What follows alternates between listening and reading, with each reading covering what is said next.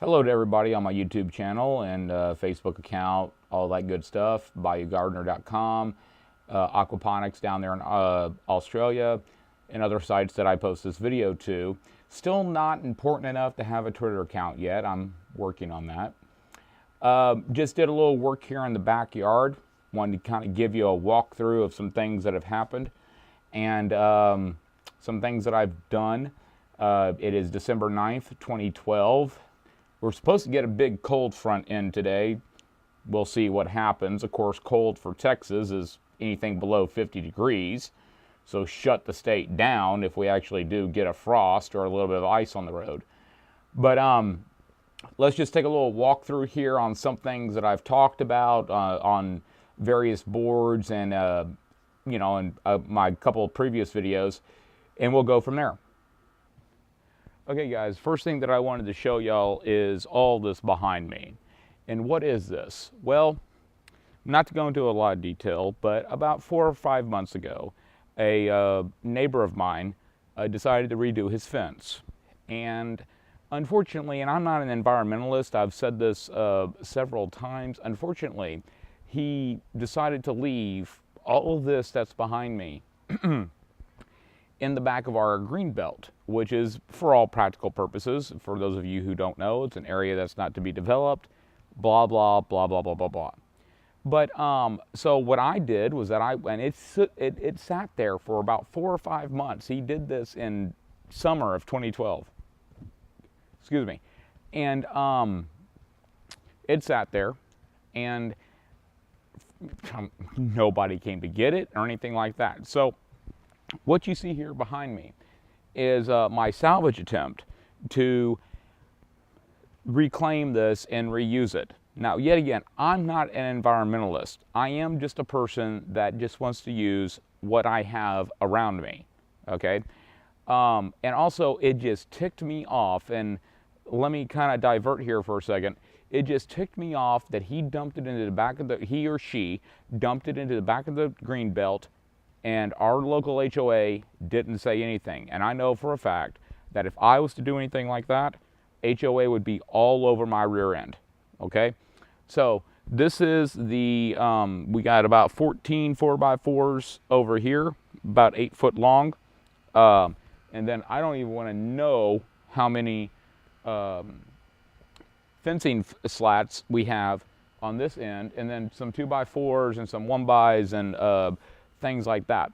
And I've used them. What my whole point with doing this is, okay, I'm given this, what can I do with it, and not introduce any new wood into the project. So let's take a look at that right now. But before we go to there, just remember, if you get rid of your stuff, ask around, see if people want it, see if people want to use it. Don't just leave it in the back of, would you like it if somebody was to go into the middle of a public park and just dump all their trash there?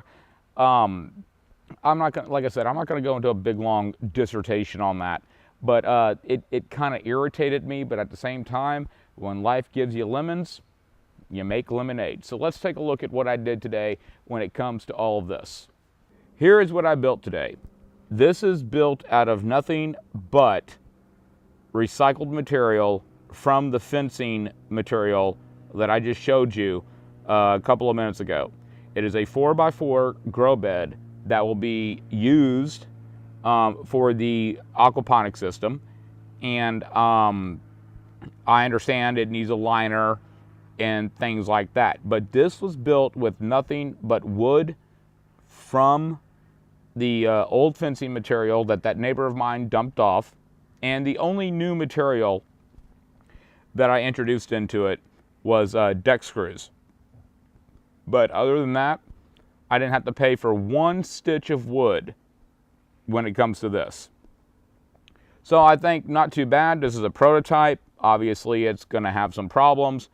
I built it. I was designing it as I went. So I wasn't recording myself as I did it. But as you can see, 2x4s, fence slats, that's it. That's it. And then what I have remaining to do is put the legs on it to elevate it a little bit if I decide to use it for the aquaponic system.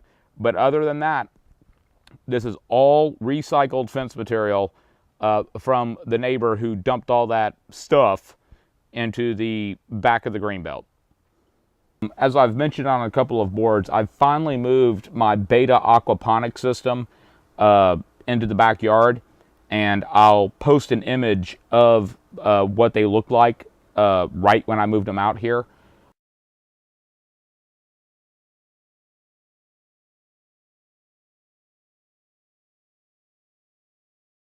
But I think they're doing okay. Yet again, this is all experimental. This is all very experimental, especially if we get some sort of hard cold tonight. They have grown, not getting any flowering yet. I've changed the cycling on the timer to just the compass points of the clock, which is 12, 3, 6, 9, and then it starts over at 12. But I think they're doing okay. Now I'm going to zoom in here in just a second to show you something that I found, and I think it's doing really well. Okay guys, I found this lettuce plant growing in dirt roughly 4 days ago. And here's an image of what it looked like before, right when I put it into this grow bed.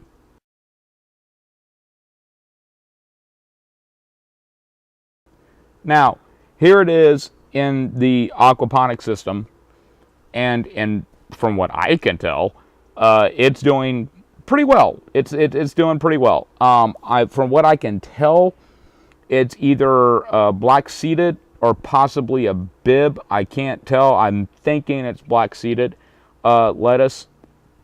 But what I wanted to show was the fact that it has grown. It has grown just in the past, 4 or 5 days. It's spruced up a little bit. And when I found it in the dirt bed, it wasn't looking too good. So just wanted to show that. Okay, guys, that's pretty much going to wrap it up for right now. But there's one thing that I do want to stress. I, like a lot of people, have embraced the hydroponic / aquaponic way of doing things. But there's one little caveat that I want to give with this, which is this. It is not the ultimate solution. It is not. If for some reason, if stuff hits the fan, you don't have electricity, you don't have ways to pump that water, yeah, you could do it by, hand dragging water to your buckets, to your grow beds, to everything else. You're going to have more evaporation with that and all that good stuff. But my wife, the ever lovely and gracious ex-queen, she really didn't, isn't wanting me to do the greenhouse project and everything else, and also the aquaponics project, because she says that, well, that's what we have the dirt for. And you know what? And don't tell her this. Shh. I have a tough time admitting to this. But she's right. She's right. That's what we have the dirt for. So if you're an aquaponic or hydroponic farmer, that's great. That's wonderful. That's what I'm going to be doing. I've shown you things. I've shown you the grow beds that I've started. I've shown you the grow bed that I built. I've shown you the seed starting that I'm doing. I've shown you the tomatoes in the grow beds that I have right now. Right now, all that is for me at this point in time is experimental. Okay, now many of you in December, you're already done for the most part. You're getting frost, you're getting things like that. But I'm very blessed to live in pretty much what would be called Southwest Texas. I know there are people further southwest of me, but in my experience, this is Southwest Texas. And we're given a very, very extended growing season here, to where all we really have to worry about are bugs. To be, that's it. That's all we got to worry about. But one thing that I do want to mention to my fellow hydroponic and aquaponic gardeners is make sure that you keep at least one dirt grow bed. That's what I'm going to do. I might have a couple here this spring, just so I know what the work is entailed, or what work is entailed when it comes to growing food in the dirt, just in case you don't have electricity. And then if you don't have water, that's going to be the real problem. But do it while you can. If you're doing aqua or hydro, do it while you can. But at the same time, make sure that you keep at least one grow bed to remind you what weeding is like, what it's like to have to build up the soil after another crop, and things like that. So that's just my little random thought on that subject. I do appreciate you viewing. God bless you. God bless you for viewing. Keep going, keep doing what you're doing. Don't stop.